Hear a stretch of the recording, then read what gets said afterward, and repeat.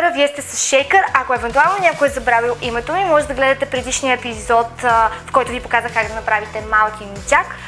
Днес съм на лятна вълна и ще ви забъркам един изключително мой любим коктейл – Green Gin. За целта вземаме шейкър, в който слагаме лед догоре.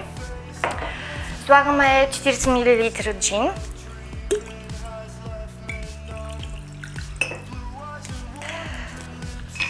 След което слагаме 10 мл захарен сироп,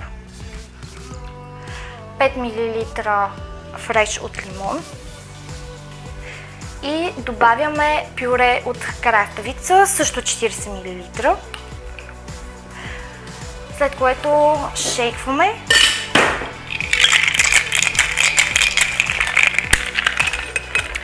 Аз съм приготвила чаша от около 300 мл с 3 бучки лед и изсипваме микса.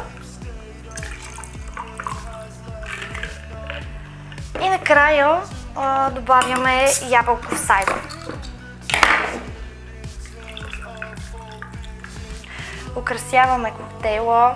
Аз съм приготвила 2 сламки и стрък копър. И нашия летен коктейл Green Gin е готов. Очаквайте и следващите ни видеа, а до тогава не забравяйте да консумирате с мярка и с удоволствие.